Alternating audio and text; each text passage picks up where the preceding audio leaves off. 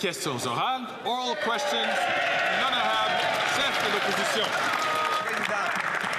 Le premier ministre, qui est faible, a perdu le contrôle de l'immigration, perdu le contrôle des frontières, perdu le contrôle des dépenses, de l'inflation, de la dette et même de ses ministres. Je cite le Globe and Mail. Les tensions augmentent entre le premier ministre et la ministre des Finances sur la suspension de la TPS, une politique qui compromet son engagement de maintenir le déficit à 40 milliards de dollars.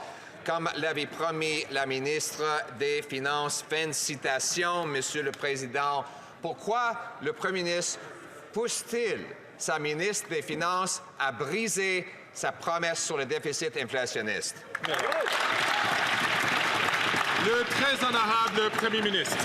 Président, le chef conservateur aime bien dramatiser les choses pour essayer de distraire les Canadiens du fait qu'il a voté contre un congé de taxes pour les Canadiens, qu'il a voté contre les soins dentaires qui sont maintenant rendus à 1,2 million de Canadiens. Il a voté contre des investissements dans l'alimentation scolaire. Il persiste à essayer de museler ses députés pour les empêcher de parler dans l'intérêt de leur communauté et il refuse d'avoir sa cote de sécurité pour pouvoir protéger notre démocratie. C'est ça qu'il veut distraire les Canadiens. L'honorable chef de l'opposition. C'est le premier ministre qui essaie de museler sa propre ministre des Finances. Elle a fait une promesse de limiter le déficit à 40 milliards de dollars pour éviter davantage d'inflation qui coûte cher aux Canadiens qui ne peuvent pas nourrir leurs enfants. Mais maintenant, il a forcé sa ministre à briser cette promesse et il attaque dans les journaux. Monsieur le Président, pourquoi le premier ministre force-t-il sa ministre de briser sa promesse et sa crédibilité? Le très honorable premier ministre. On vient juste de voir, Monsieur le Président, pourquoi le chef conservateur perdure à jouer ces petits jeux dramatiques. C'est parce que, justement, l'inflation est rendue à un taux attendu par la Banque du Canada qui a maintenant permis une baisse du taux directeur de 0,5 %, Monsieur le Président. On est là pour aider les Canadiens. On a réduit l'inflation, mais il parle des jeunes qui ont faim. Pourquoi donc il a voté contre le programme d'alimentation scolaire qui va aider les jeunes d'un bout à l'autre de ce pays? Il est en train de bloquer l'accès aux soins dentaires. Il est en train de ne pas être là pour aider les Canadiens. L'honorable chef de l'opposition. Cette semaine, le premier ministre a perdu le contrôle des frontières, de l'immigration, des dépenses, de la dette et de l'inflation. Maintenant, il a perdu le contrôle de son propre cabinet. Hier, le Globe and Mail a dit qu'il y a une chicane entre le premier ministre et sa ministre des Finances. Elle voulait un déficit de 40 milliards, mais c'était sa limite. Maintenant, le premier ministre exerce des pressions pour qu'elle dépasse cette limite. Ainsi, tous les Canadiens tomberaient de l'autre côté du précipice fiscal. Pourquoi, le très honorable premier ministre? Monsieur le Président, le chef conservateur aime jouer des jeux dramatiques. Il aime détourner l'attention des Canadiens du fait qu'il a voté contre un congé de taxes pour tous les Canadiens. Il continue de museler ses propres députés. Ils ne peuvent pas faire entendre la voix de leur communauté à Ottawa. Au lieu, il les force à faire face à des milliards de dollars de programmes en programme du logement. C'est lui qui refuse d'obtenir la cote de sécurité pour protéger ses députés contre l'ingérence étrangère. Le chef de l'opposition. Muselé, Monsieur le Président. Les députés libéraux ne parlent pas contre lui parce qu'il est tellement faible. Il n'y a rien de pire qu'un intimidateur faible. Maintenant, il exerce des pressions sur la ministre des Finances. Moi, je dirige par inspiration, lui dirige par intimidation. Pourquoi ne suit-il pas mon inspiration? Pourquoi ne tient-il pas sa promesse de garder le déficit en deçà de 40 milliards de dollars? Le très honorable Premier ministre, encore une fois, Monsieur le Président, on voit clairement que le chef de l'opposition ne tient qu'à ses intérêts. Nous nous occupons des Canadiens. C'est pourquoi nous donnons un congé de taxes aux Canadiens pour 2 mois. Les conservateurs ont voté contre. C'est pourquoi nous offrons des soins dentaires à 1,2 million de Canadiens. 3 millions de Canadiens ont déjà vu leur demande approuvée pour les soins dentaires. Le fait est, Monsieur le Président, que nous continuons d'être là pour les Canadiens. Lui, il continue d'être là pour lui-même. Il bloque l'aide que nous offrons aux Canadiens. Il veut que tout le monde soit convaincu que tout est brisé parce que c'est lui qui brise tout.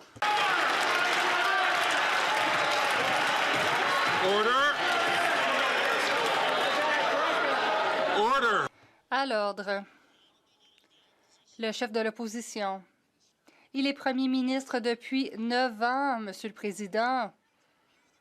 Bon, voyons la chronologie. Il y a 8 mois, sa ministre a dit que les déficits n'allaient pas dépasser 40 milliards de dollars. C'était le garde-fou. Ensuite, son ami banquier, Mark Tax Carbon Carney, est devenu son conseiller principal en finances, coupant l'herbe sous les pieds de sa ministre des Finances. Va-t-il vraiment assujettir sa ministre des Finances à une mise à jour signée Mark Carney? L'honorable Premier ministre, Monsieur le Président, ce matin, la Banque du Canada a annoncé une baisse des taux d'intérêt encore une fois. Il s'agit de terribles nouvelles pour le chef de l'opposition, mais c'est une bonne nouvelle pour les Canadiens pour qui les choses deviendront plus abordables. En plus, nous avons des allègements fiscaux pour les Canadiens depuis 2 mois. Le chef de l'opposition a voté contre. Pourquoi, Monsieur le Président? Parce qu'il se soucie plus de ses intérêts politiques que des Canadiens qui vivent des difficultés. Il parle des défis des Canadiens pour instrumentaliser ses gains, mais il ne fait rien pour aider les Canadiens. L'honorable député de Belleuil-Chambly. Monsieur le Président, le comité parlementaire de la justice a déposé un rapport qui fait littéralement figure de procès contre les valeurs du Québec. Pourquoi? Parce que le Québec est attaché, comme la plupart des États occidentaux, à la notion de séparation entre l'Église et l'État. Je me demande ce que dit le premier ministre aux centaines de milliers de musulmans au Québec qui sont heureux, bienvenus en français, dans la société d'accueil qui est comme elle veut bien l'être. Bravo. Le très honorable Premier ministre. Monsieur le Président, de ce côté-ci de la Chambre, nous allons toujours défendre la liberté d'idées, la liberté d'expression, la liberté de croyance. C'est une valeur fondamentale pour tous les Canadiens et tous ceux qui viennent au Canada. C'est pour ça que de ce côté-ci de la Chambre, on va toujours défendre les droits individuels et la Charte canadienne des droits et libertés. Ça, c'est sans équivoque, Monsieur le Président. L'honorable député de Belleuil-Chambly. J'ai envie de rendre ça un peu plus concret, Monsieur le Président. Est-ce que le premier ministre prend fait et cause pour des gens qui, dans des écoles laïques au Québec, imposent la présence de la religion, ou il prend fait et cause pour ceux qui sont littéralement agressés parce qu'ils veulent faire respecter le principe de laïcité dans les écoles québécoises? C'est l'un, ou bedon, c'est l'autre. Le très honorable Premier ministre.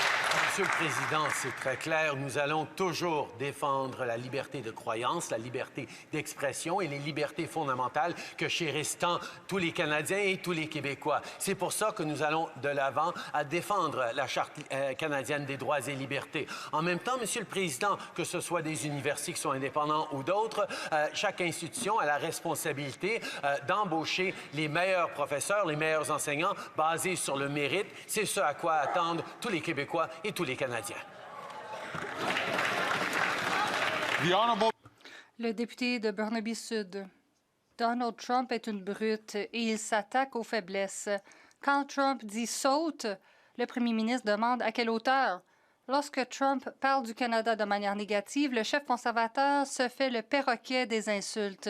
Et lorsque Trump se moque du Canada, des milliers de travailleurs craignent que leur emploi ne soit menacé. Pourquoi le premier ministre ne riposte-t-il pas pour protéger les emplois canadiens? The right honourable. Le très honorable premier ministre. Monsieur le Président, le travail d'un premier ministre canadien est de défendre les emplois canadiens, les travailleurs canadiens et l'économie canadienne. C'est exactement ce que nous faisons avec beaucoup de sérieux. Nous avons une approche Équipe Canada qui permet de réunir divers intervenants des provinces, des syndicats, des entreprises et d'experts partout au pays. C'est pourquoi nous allons continuer à prendre la question au sérieux. Nous n'allons pas capoter comme le NPD ou voter contre les congés de taxes comme les conservateurs. Merci. L'honorable député de Burnaby Sud. His job isn't safe. Il Son poste n'est pas assuré non plus, Monsieur le Président. ne fait rien pendant que Trump se moque de notre pays.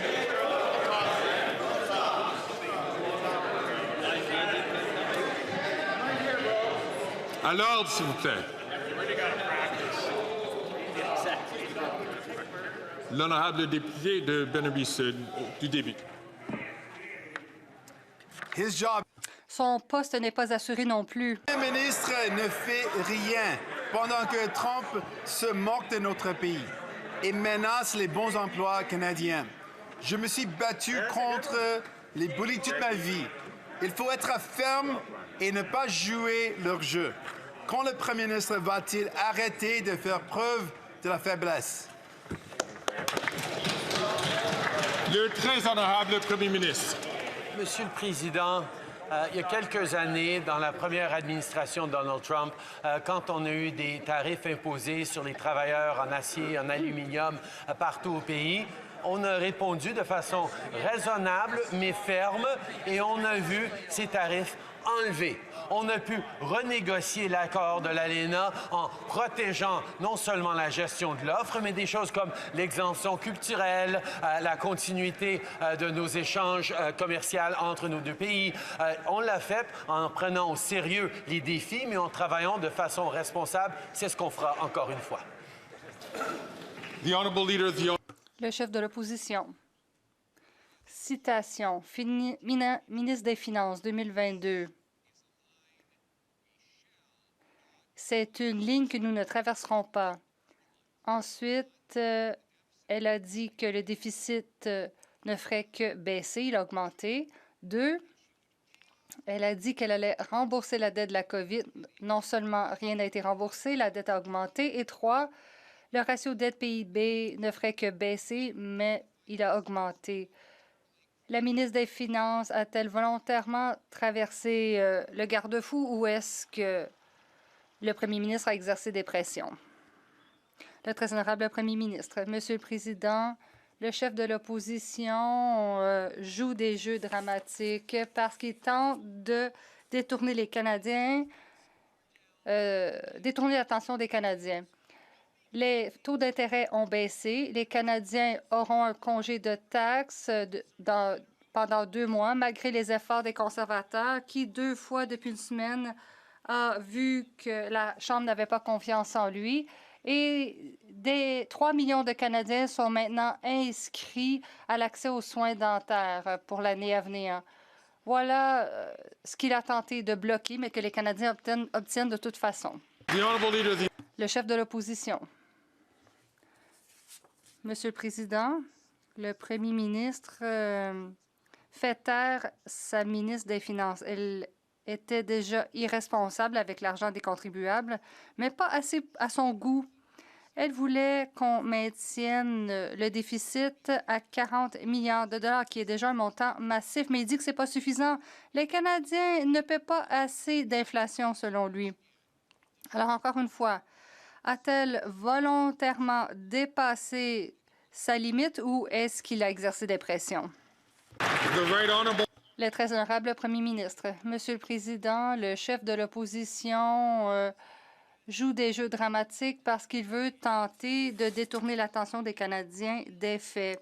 Nous avons le plus bas déficit des pays du G7 et cela va se poursuivre. Nous sommes le 3e récipiendaire d'investissements étrangers parce que les pays partout dans le monde et les entreprises partout dans le monde ont confiance dans les Canadiens.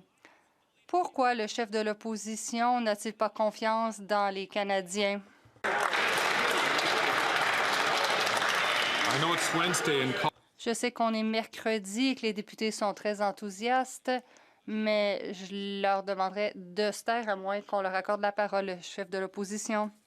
Les Canadiens n'ont pas confiance en lui ni en son parti ou son cabinet. Ce n'est pas le cas non plus pour la Banque des Canada qui a dû d'urgence réduire les taux en raison de l'économie qui s'effondre. Le gouverneur de la banque a dit que l'économie est moins solide qu'on pensait et comme l'inflation monte, il est forcé de réduire les taux pour sauver l'économie. Quand le premier ministre va-t-il cesser de briser l'économie et quand va-t-il déclencher des élections afin que nous puissions rectifier les choses? again, I'm going to ask. Encore une fois, je demanderai aux députés de ne pas parler à moins qu'on leur donne la parole. Le très honorable premier ministre. N'importe quoi du chef de l'opposition. Sorry, there's no good way. Je suis désolé, Monsieur le Président, mais la réalité, c'est qu'il invente tout. L'inflation est à son niveau cible depuis 10 mois. Et c'est parce que nous avons été là pour aider les Canadiens avec les soins dentaires, avec l'alimentation scolaire, avec des investissements pour faire croître l'économie. Tout ça a réussi à faire baisser l'inflation. La Banque du Canada a réduit les taux plus que n'importe quel autre pays du G7. Nous sommes là pour les Canadiens. C'est lui qui vote contre les choses qui comptent pour les Canadiens. The honourable leader. Le chef de l'opposition. Vous savez ce qui a augmenté? L'inflation, le taux de chômage. L'inflation monte, mais aussi toutes les autres mesures de l'inflation dépassent le niveau cible. Le taux de chômage est à 10 % à Toronto. Order. Silence. The honourable leader. Le chef de l'opposition. Vous savez ce qui a augmenté? L'inflation. Les 4 mesures de l'inflation sont au-delà de la cible. Le taux de chômage est en hausse. À Toronto, le taux est de 10 % Vous savez ce qui a augmenté aussi? Les coûts de logement, ils ont doublé. Ils ont augmenté plus que dans n'importe quel autre pays du G7. Vous savez ce qui a augmenté? Le recours aux banques alimentaires. 2 millions de gens font la file à la banque alimentaire. Vous savez ce qui a augmenté encore une fois? Le déficit inflationniste. Alors pourquoi ne nous dit-il pas s'il sait compter à combien se chiffre le déficit cette année? Le très honorable premier ministre. Monsieur le Président, on peut apprécier à quel point ça doit être difficile d'être chef de l'opposition lorsque les choses s'améliorent pour les Canadiens. Il passe tout son I'm going to ask. Je demande aux députés, et en particulier aux députés de Portage-Lisgur, de ne pas parler à moins d'avoir la parole. Le très honorable premier ministre peut recommencer. Monsieur le Président, la difficulté pour le chef de l'opposition, c'est qu'il passe beaucoup de temps passé aux Canadiens que tout est dysfonctionnel. Mais maintenant, les choses s'améliorent et il refuse d'aider les Canadiens. Il a voté contre un congé de taxes pour les Canadiens pendant 2 mois. Il a voté contre le régime de soins dentaires qui aide déjà plus d'1 million de Canadiens. Alors que les Canadiens commencent à sortir des difficultés, il doit continuer à dénigrer les Canadiens, à dénigrer notre économie et à raconter des peurs pour que les gens votent pour lui. Ça ne fonctionnera pas. L'honorable chef de l'opposition. Hier, Monsieur le Président, le Bloc a voté encore pour autoriser un autre 21 milliards de dollars de dépenses fédérales de ce gouvernement centralisateur, c'est-à-dire en total 500 milliards de dollars de dépenses inflationnistes, centralisatrices et libérales, plus de pouvoir pour le gouvernement ici à Ottawa, moins d'argent dans les poches des Québécois. Qu'est-ce que le premier ministre a offert au chef du Bloc pour le convaincre de supporter les grands déficits, la grande bureaucratie et l'énorme inflation qu'impose le fédéral sur le Québec?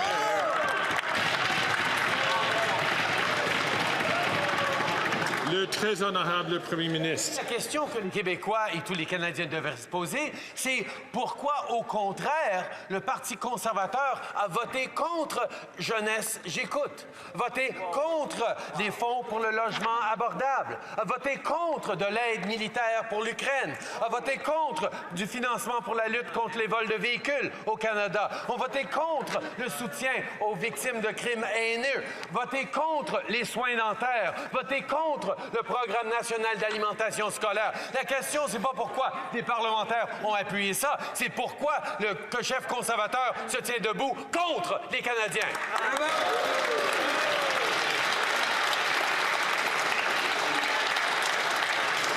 L'honorable chef de l'opposition. Parce que l'argent va jamais faire ce qu'il dit.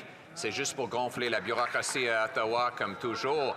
Mais le chef du Bloc dit qu'il a besoin de supporter les dépenses du gouvernement en votant pour des crédits d'impôt. Sinon, le gouvernement va simplement fermer, comme aux États-Unis. Mais on n'est pas les États-Unis. Ici, si un vote est défait, il n'y a pas une fermeture du gouvernement. Il y a une élection qui donne aux gens un choix. Est-ce que le premier ministre va payer pour des cours sur le fonctionnement du système parlementaire pour le chef du Bloc?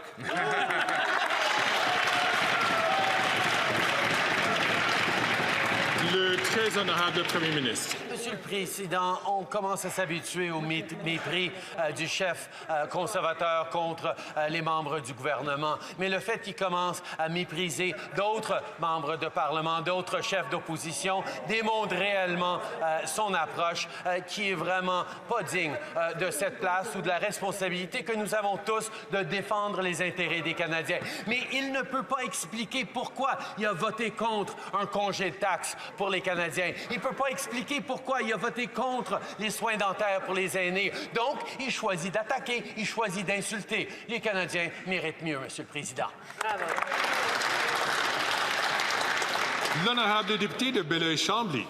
Monsieur le Président, les institutions d'enseignement supérieur sont-elles libres, comme le dit le premier ministre? C'est une bonne question. Mais ce qu'on sait, par contre, c'est que l'éducation est une juridiction du Québec, qu'il revient au Québec de décider ce qui se passe dans les écoles du Québec.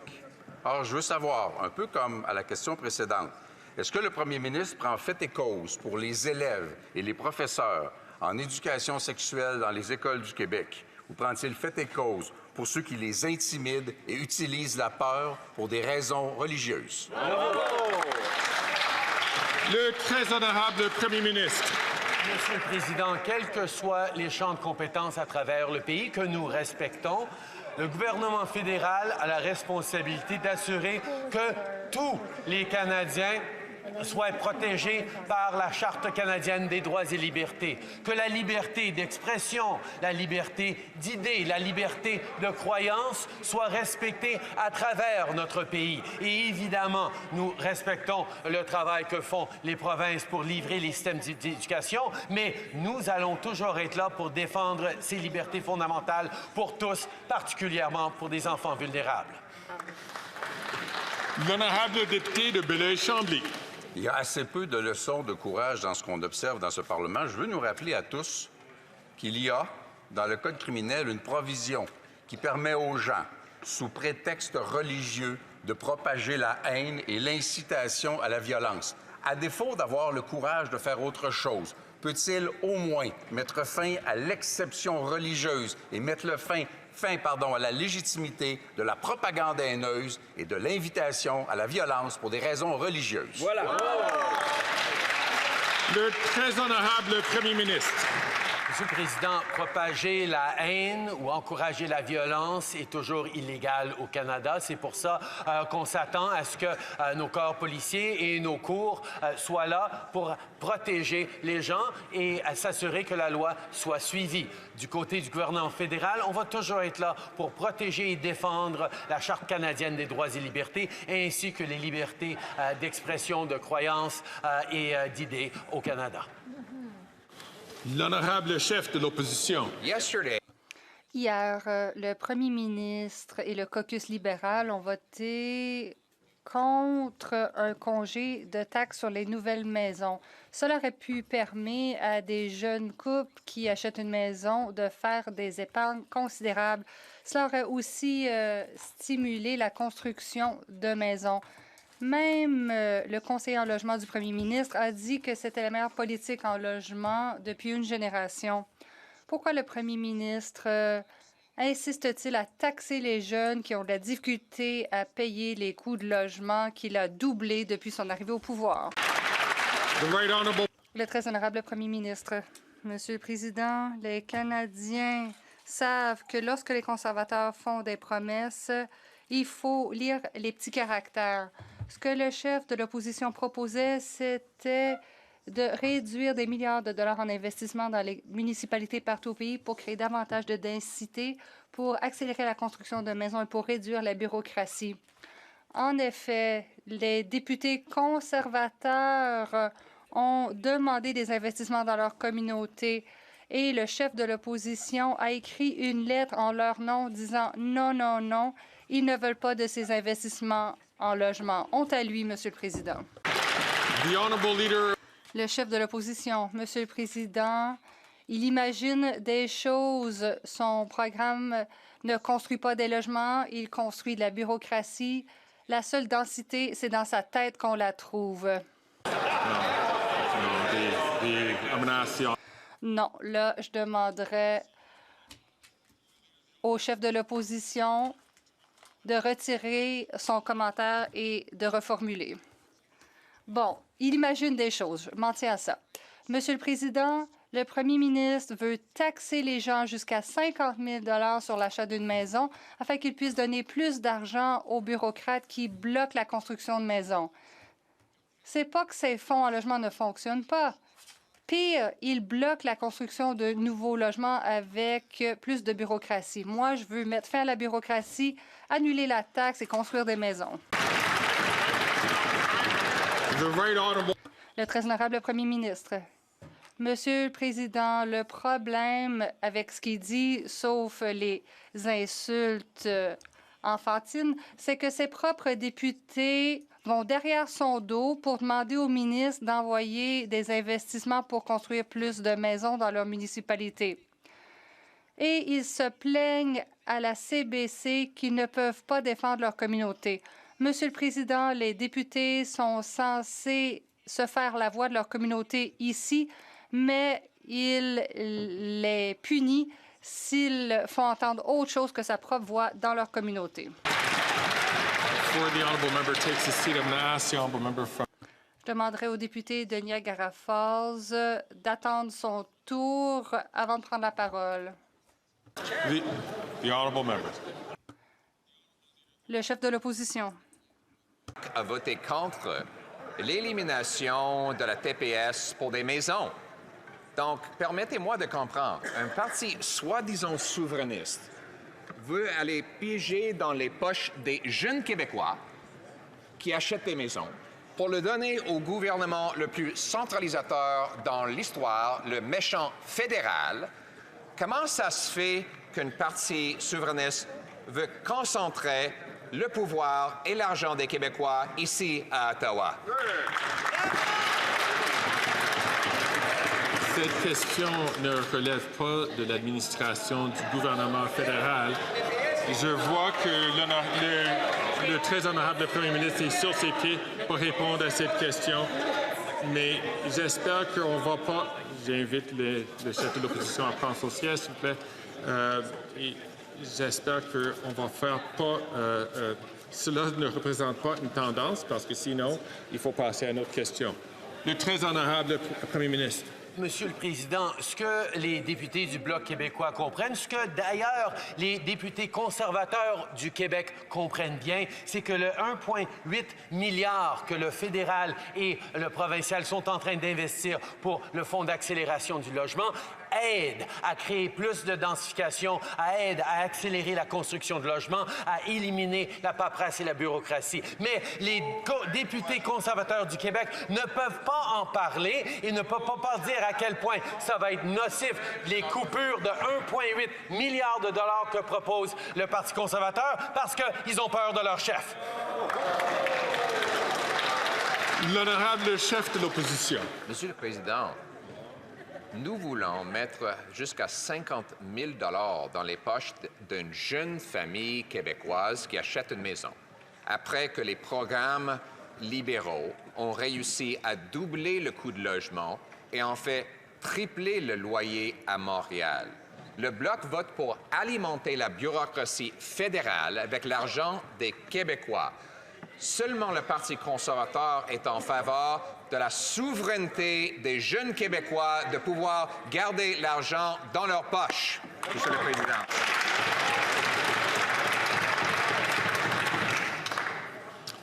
Je vois que le très honorable Premier ministre se lève sur ses pieds.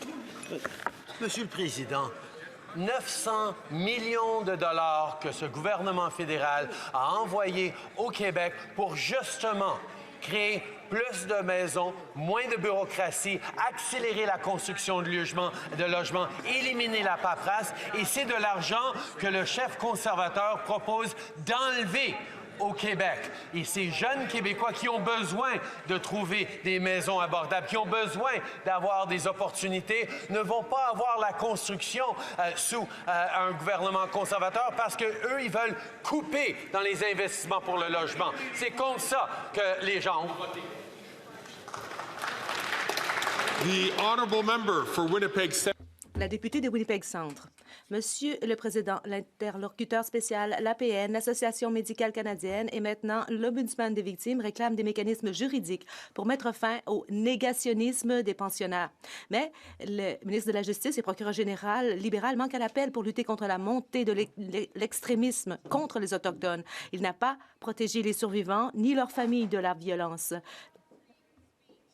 Le discours haineux, ce n'est pas de la liberté d'expression. Alors, pourquoi ne pas adopter mon projet de loi C-413 pour protéger les survivants et leurs familles contre l'incitation à la haine? The right honourable Prime Minister. Le très honorable Premier ministre. Monsieur le Président, nous sommes d'accord, l'incitation à la haine ou à la violence, ce n'est pas la liberté d'expression. Nous devons faire en sorte que le cheminement vers la réconciliation dans lequel le pays s'est engagé doit être parcouru par tous. Voilà pourquoi nous avons mis en place une stratégie. Nous continuerons de collaborer avec cette députée et aussi par rapport à son projet de loi pour faire en sorte que tout le monde, malgré ceux qui nient l'existence des pensionnats indiens, puisse continuer de croire en un meilleur avenir pour le Canada et empêcher le négationnisme. Le député d'Edmonton-Griesbach. Monsieur le Président, c'est le temps des fêtes. L'hiver est là et les gens meurent. Alors que les gens devraient être réunis autour de la table sous un toit chaud, il y a 4 habitants d'Edmonton qui sont morts dans la rue. Et l'hiver dernier, plus de 100 personnes ont perdu un membre à cause des engelures. Les libéraux ont laissé tomber les habitants d'Edmonton. Ils sont soit trop faibles où ils ne se soucient pas des coupes effectuées en matière de services sociaux par Danielle Smith. Comment se fait-il que les libéraux, tout comme les conservateurs, ne font absolument rien alors que les habitants d'Edmonton meurent de froid? Le très honorable Premier ministre. Monsieur le Président, nous avons investi considérablement dans les provinces pour qu'ils s'attaquent à la question de l'itinérance et des campements urbains. Et nous avons travaillé à accroître l'offre de logement et à décroître l'itinérance. Il y a eu des réactions assez variées chez les provinces, mais voilà pourquoi nous collaborons directement avec la ville d'Edmonton pour aller de l'avant et offrir un soutien pour lutter contre l'itinérance à Edmonton, tout comme à l'échelle du pays. Cela prend de l'investissement, de la compassion, du partenariat, et c'est ce que nous faisons. le député des Territoires du Nord-Ouest. Monsieur le Président, depuis 2015, notre gouvernement fait de la réconciliation avec les peuples autochtones l'une des priorités les plus cruciales pour le Canada. Nous avons réalisé d'importants progrès, qu'il s'agisse de la restitution des terres non cédées, d'investissements agressifs dans le logement, de la réforme de soins de santé ou de l'élimination de près de 150 avis d'ébullition d'eau à long terme dans tout le pays. Le premier ministre peut-il dire aux Canadiens ce que le gouvernement peut faire de plus pour soutenir la réconciliation? Le très honorable Premier ministre. Monsieur le Président, tout d'abord, je tiens à remercier le député des Territoires du Nord-Ouest de sa défense de droit et de son leadership. Nous avons adopté la toute première loi sur l'eau propre dans les Premières Nations et pour donner aux Premières Nations et Autochtones les outils pour gérer leur propre infrastructure en matière d'eau potable. C'est honteux qu'en présence de chefs de tout le pays, le Parti conservateur a refusé d'envoyer ce projet de loi au Sénat. Ils ont voté contre le projet de loi C-61 pour qu'il soit envoyé en étude au Sénat. Nous devons assurer une eau potable pour les Premières Nations à l'avenir. Honorable chef de l'opposition, cette semaine, le premier ministre a perdu le contrôle de nos frontières. D'abord, il a décriminalisé le fentanyl avec le NPD de la Colombie-Britannique. Et soit dit en passant, 80 des ingrédients et des précurseurs du fentanyl sont légaux. Et il a permis que 99 des conteneurs qui entrent au pays ne soient pas inspectés. Et il offre une assignation à résidence aux barons de la drogue qui font entrer ce poison dans nos rues. Alors, pourquoi ne pas arrêter cette décriminalisation des drogues pour qu'aucune autre mère ne souffre parce qu'elle a perdu un enfant en raison d'une surdose? Le très honorable Premier ministre. Monsieur le Président, l'épidémie de drogue toxique ravage des collectivités à l'échelle du pays et aussi partout en Amérique du Nord. Voilà pourquoi nous avons mis en place des mesures qui sont axées sur la compassion, sur les preuves, et nous allons continuer d'être des chefs de file et nous allons nous fier aux scientifiques, aux chercheurs et aux travailleurs de première ligne et investir pour appuyer les familles canadiennes d'un océan à l'autre. On n'a pas besoin de davantage d'idéologie comme c'est proposé par le chef de l'opposition. Nous devons mettre en place des mesures raisonnables. Le chef de l'opposition, c'est sa libéralisation woke qui a fait en sorte qu'il y a eu 47 000 décès et une hausse de 200 des surdoses. Il a perdu du dossier des drogues, mais aussi du dossier de l'immigration. Et le Globe and Mail a dit ceci. Le gouvernement libéral a perdu le contrôle du système d'immigration du Canada. Il y a en ce moment 30 000 personnes qui sont frappées d'une ordonnance de déportation, mais le gouvernement ne sait pas où se trouvent ces gens. Quel est le plan pour les retrouver? Le très honorable Premier ministre. Monsieur le Président, malgré le fait que le chef de l'opposition affirme le contraire, le Canada demeure le meilleur pays au monde.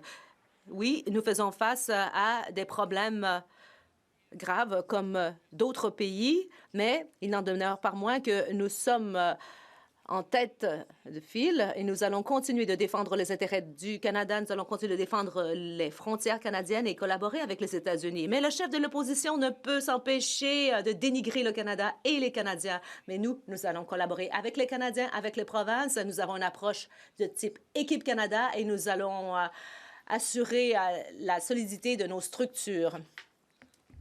Le chef de l'opposition. Oui, nous avons le meilleur pays, mais le pire premier ministre. Il est faible, woke, et il fait du gaspillage et il a perdu la trace de 30 000 personnes qui font l'objet d'une ordonnance de déportation et ces personnes ont disparu dans la foule. Il y en a aussi qui vont voir leur visa et leur permis expirer au cours de la prochaine année et demie. Et le premier ministre ne nous dit pas quel est le plan pour s'assurer que les personnes qui ne sont pas censées être ici soient effectivement retirés du pays. Le très honorable Premier ministre. Monsieur le Président, les Canadiens continuent d'avoir confiance dans notre système d'immigration. C'est bon pour l'économie, c'est bon pour le pays.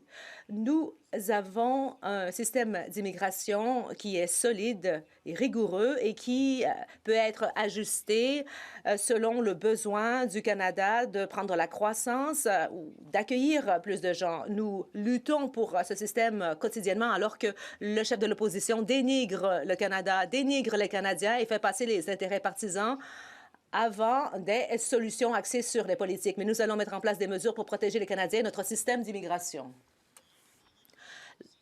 L'honorable chef de l'opposition. D'un faible premier ministre qui a perdu le contrôle de notre système d'immigration. 3 Chiliens ici illégalement se sont évadés d'un centre de surveillance à Laval. Ces 3 fugitifs s'ajoutent à près de 750 étrangers considérés comme dangereux qui se trouvent au Québec et ce que ce gouvernement est incapable d'expulser. En plus, on apprend que le gouvernement a littéralement perdu la trace de 30 000 personnes avec un ordre de l'expulsion. C'est quoi le plan pour les expulser? Bravo! Le très honorable Premier ministre. Président, au fil des dernières années, on a fait des investissements significatifs dans nos agences de frontaliers, de sécurité frontalière. On a fait des investissements dans nos corps policiers pour faire contraste aux conservateurs qui ont congédié 1100 agents frontaliers quand ils étaient au pouvoir. Ils ont coupé dans nos services policiers, ils ont coupé dans nos services frontaliers, ils ont choisi de réduire la sécurité du Canada tout en encourageant la vente d'armes de plus en plus dangereuses. C'est pour ça que nous avons mis fin à l'habilité d'acheter des armes de style d'assaut et on va continuer de protéger les Canadiens. L'honorable député de Belleuil-Chambly. J'ai une question un peu étrange pour le premier ministre. Le chef conservateur profite de sa fonction pour dire à peu près n'importe quoi sur le Bloc québécois, le Québec ou moi, tout en refusant avec une trouillardise incroyable depuis plus d'1 an toutes les invitations à débattre publiquement que je lui ai envoyées et encore et encore.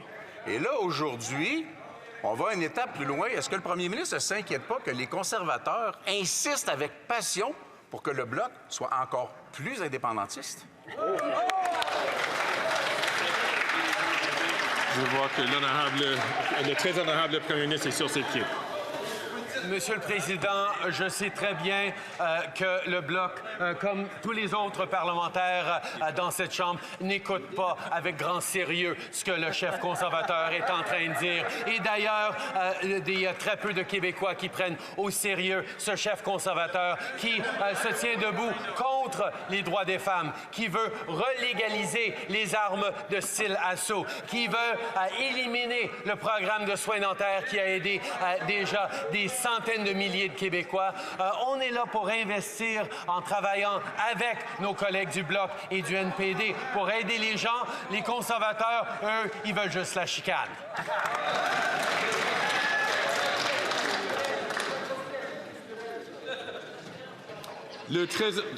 L'honorable député de Belleuil-Chambly. Monsieur le Président, n'était pas prévu, mais était sa palette.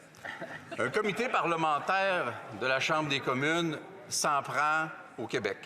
Le ministre de l'Immigration s'en prend au premier ministre du Québec. La boîte à questions des conservateurs est vide. Ça fait 8 fois qu'ils répètent les mêmes. La boîte à réponses du gouvernement est vide depuis longtemps. On n'affronte plus les défis auxquels on devrait s'attarder dans ce Parlement. Est-ce qu'il ne serait pas le temps qu'on se souhaite résolument joyeux Noël, parce qu'on en a le droit, et qu'on se revoit en élection? Le très honorable Premier ministre.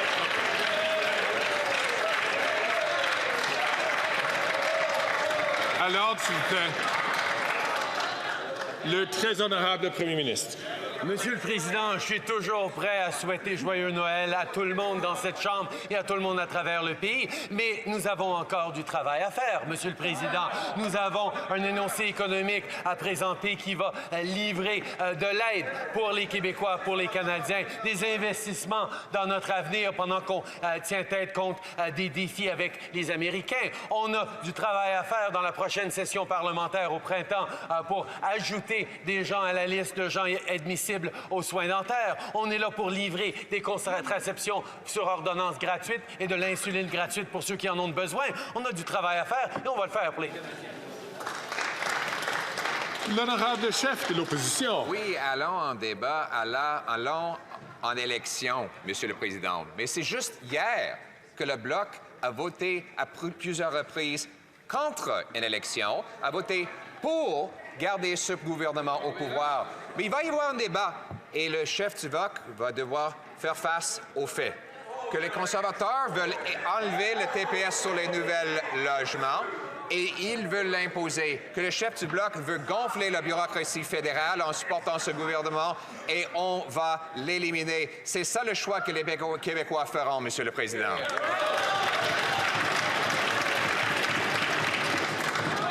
Encore une fois, on entend des questions qui viennent de tout quartier qui effectivement, ne relèvent pas de l'administration du gouvernement, mais je vois que le très honorable Premier ministre est sur ses pieds. Président, hier, dans cette Chambre, nous avons voté pour le plan d'action de lutte contre la haine du Canada, pour le programme national de commémoration de l'Holocauste, pour l'allocation canadienne pour le logement, mais les conservateurs ont voté contre. Nous, on a voté pour les fonds d'urgence pour les vétérans, pour la stratégie nationale pour la protection des enfants contre l'exploitation sexuelle sur Internet, mais les conservateurs ont voté contre. Oui, je reconnais que des parlementaires des autres partis ont voté pour ces bonnes choses. Les conservateurs votent continuellement contre l'intérêt des Canadiens, contre de l'aide directe pour ceux qui en ont besoin. L'honorable chef de l'opposition.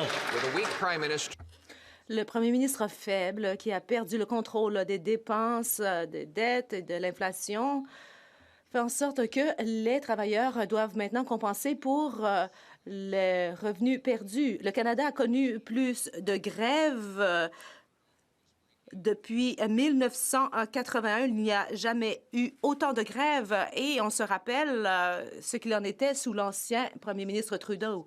Les petites entreprises n'arrivent pas à faire leur paiement, les organismes caritatifs ne reçoivent pas d'argent. Alors, pourquoi ne pas mettre fin à la grève des postes?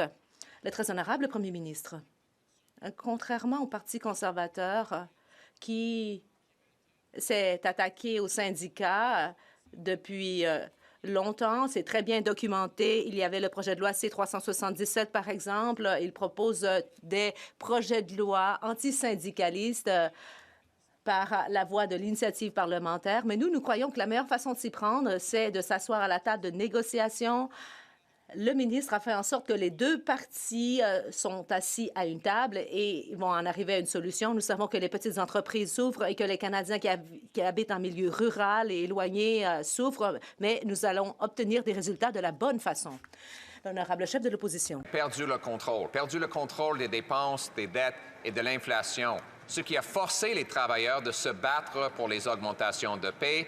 Et l'année dernière, on a eu le plus grand nombre de grèves que depuis 1981, quand son père a brisé l'économie.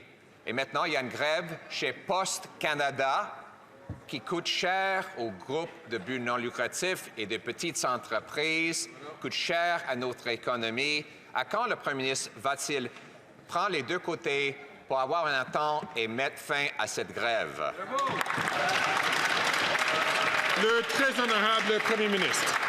Monsieur le Président, l'hostilité du Parti conservateur du Canada contre les travailleurs et les syndicats est bien documentée. Je n'ai pas besoin de revenir là-dessus. Mais ce qu'on va continuer de faire, c'est de s'assurer que les meilleures ententes arrivent à la table de négociation. C'est pour ça qu'on encourage les deux côtés de continuer à travailler parce que, oui, les petites entreprises en arrachent. Les OSBL ont besoin de services postiers. Des Canadiens qui vivent dans des endroits ruraux et lointaines dépendent de Post Canada. C'est pour ça qu'on est en train de travailler pour trouver des solutions, en train de travailler pour essayer de régler la situation.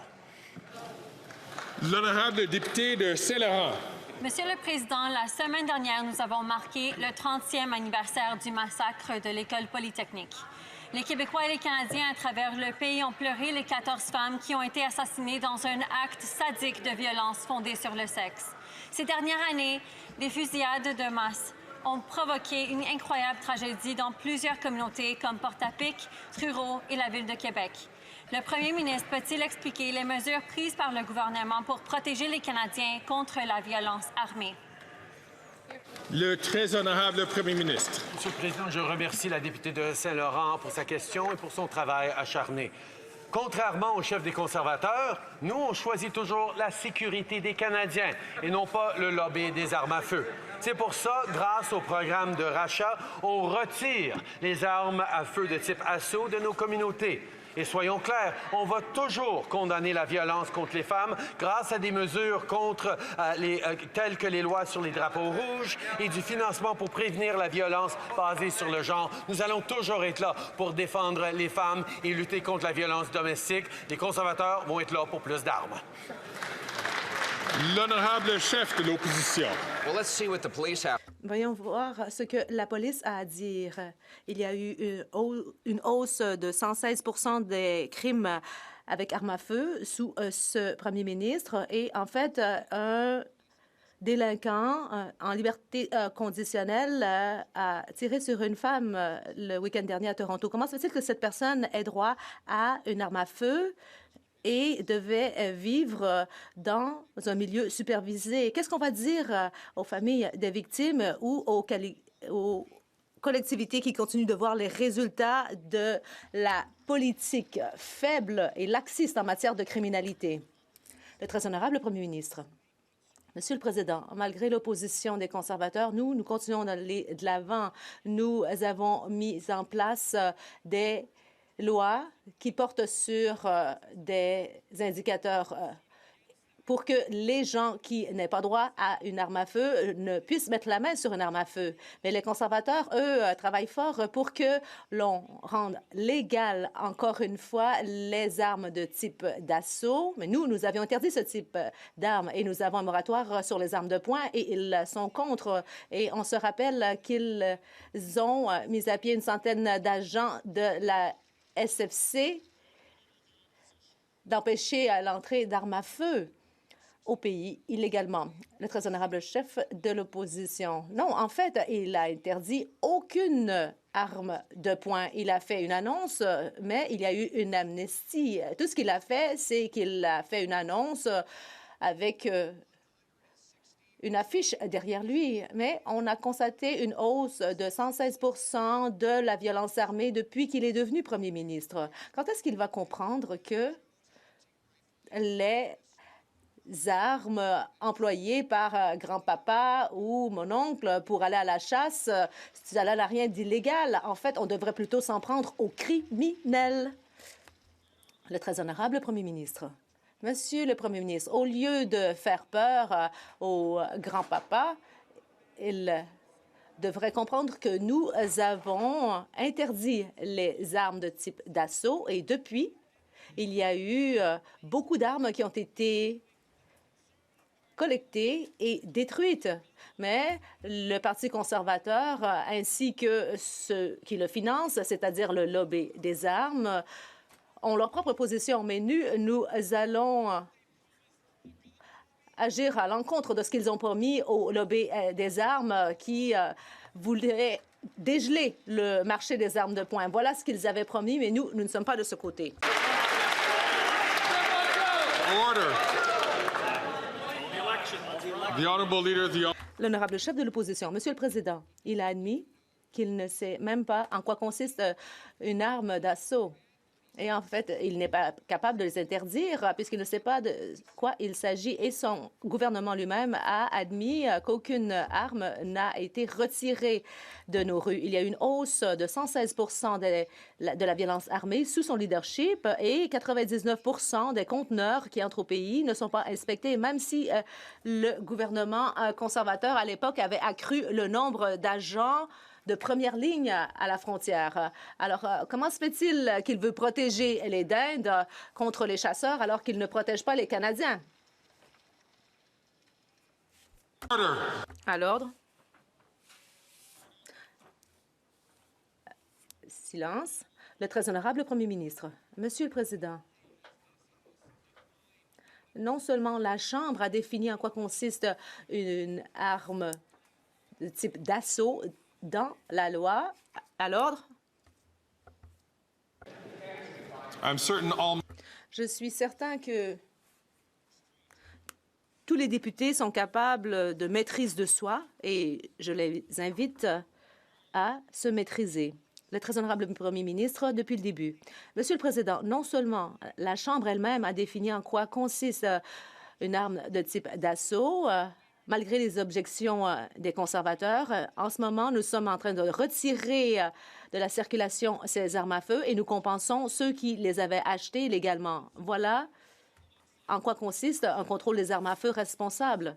Mais malheureusement, le chef du Parti conservateur a promis au lobby des armes qu'il allait légaliser à nouveau les armes de type d'assaut et qu'il allait dégeler le marché pour les armes de poing et faire en sorte que ce soit plus dangereux pour les Canadiens et que la vie, surtout des femmes, soit rendue plus dangereuse. Il devrait avoir honte.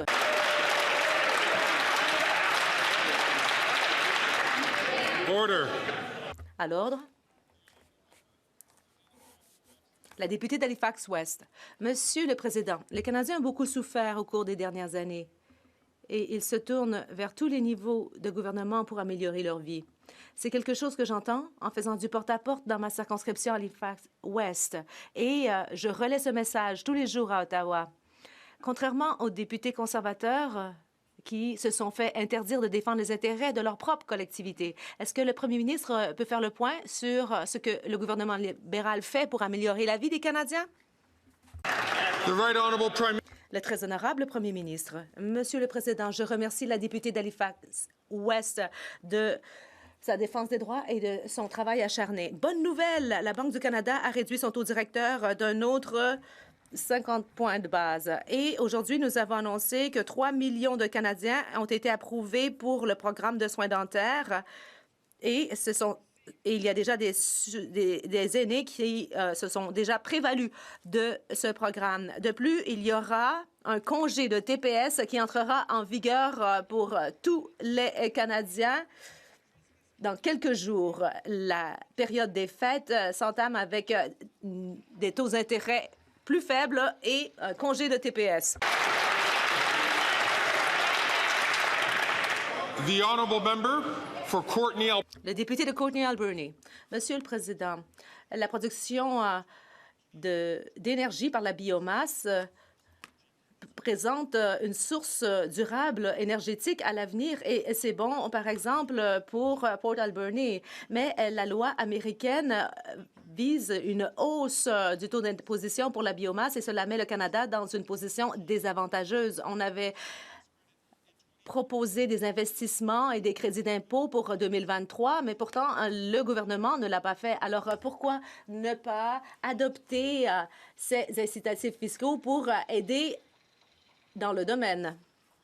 Le très honorable Premier ministre. Monsieur le Président, la biomasse, cela fait partie de la solution à l'avenir pour que nous ayons une plus grande dépendance sur des énergies durables. C'est bon pour le secteur forestier et cela va permettre de créer de bons emplois et ce sera bon pour les exportations, la construction domiciliaire et ce sera donc de belles possibilités dans le domaine énergétique. Nous allons continuer de défendre l'innovation dans le domaine et nous allons défendre les intérêts des travailleurs à l'échelle du pays dans toutes les industries alors que nous visons la décarbonisation. Nous investissons pour se doter d'un meilleur avenir pour tous les Canadiens. The honourable member for... La députée de... The honourable member for Saanich. La députée de Saanich Gulf Islands. Merci, Monsieur le Président. Lundi, nous allons savoir dans quelle mesure le déficit est élevé. On pourrait réduire le déficit en taxant les profits excessifs des grandes pétrolières et des grandes sociétés gazières. Alors pourquoi est-ce que le gouvernement ne fait pas en sorte qu'ils paient leur juste part? Order. À l'ordre. Le très honorable Premier ministre. Monsieur le Président, à la suite de la pandémie, nous avons en fait mis en place une surtaxe sur les sociétés d'assurance et les grandes banques qui ont fait beaucoup de profits durant une période difficile pour les Canadiens. Ces mesures s'appliquent encore. Et nous voulons être certains que tout le monde paie sa juste part. Et pour ce qui est des sociétés pétrolières et gazières qui engrangent des profits faramineux en vendant leurs produits aux Canadiens, eh bien, nous voulons faire en sorte qu'il y ait un plafond à la pollution parce qu'aucune industrie ne peut polluer sans limite. Ils doivent réduire leurs émissions et doivent investir pour trouver de nouvelles façons d'appuyer les travailleurs et d'assurer un meilleur avenir. Je voudrais signaler aux députés la présence à la tribune de notre ancien collègue et ancien chef de l'opposition, M. Gilles Duceppe.